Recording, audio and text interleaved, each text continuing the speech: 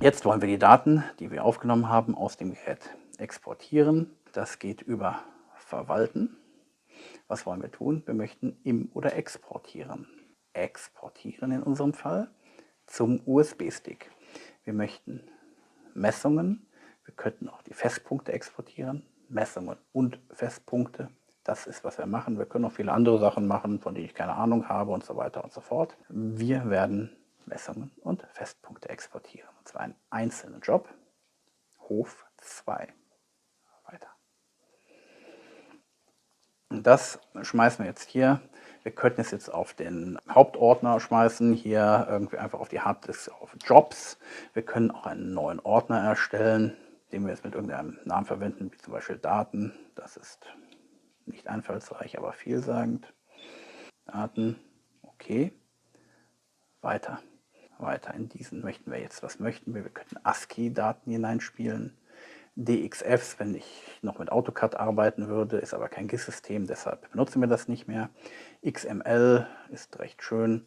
GSI ist ganz speziell für Leica-Geräte, brauchen wir in der Form hier nicht. Land XML, spezielle Formate, die ich nicht kenne. Schauen wir mal, was wir noch so finden. Wir werden bei ASCII bleiben, eine Textdatei. Das ist eigentlich mit jedem Programm sinnvoll lesbar.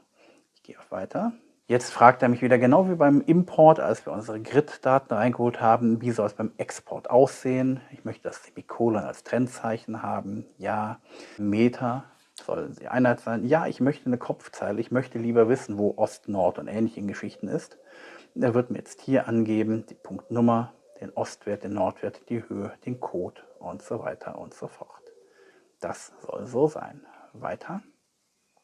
Und schwupp, ist es fertig. Möchte ich weitere Daten übertragen? Nein. Das ist jetzt der Punkt, wo ich das ganze Ding hier runterfahren kann. Und Power Down und Turn Off. Und dann kann ich den Memory Stick entnehmen und auf dem Rechner schauen, was Sache ist. Hier haben wir unseren Memory Stick.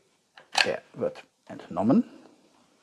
Und dann schauen wir doch mal, wie das Ganze aussieht. Auf unserem USB-Stick haben wir Codes, Download, Format. Das sind Standardverzeichnisse, die unser Gerät automatisch anlegt. Wir schauen bei den Jobs nach. Dort haben wir unseren aufgestellten Ordner Daten. Dort haben wir zwei Dateien drin, f-hof2, m-hof2, unsere Fixpunkte, unsere Messwerte. Wir schauen uns die Messwerte an und sehen hier, was wir gemessen haben. Wir haben zunächst mal unsere Kopfzeile, die wir exportiert haben. Das ist die Stationierung, das ist Datenmüll, den wir nicht mehr brauchen. Das können wir einfach löschen.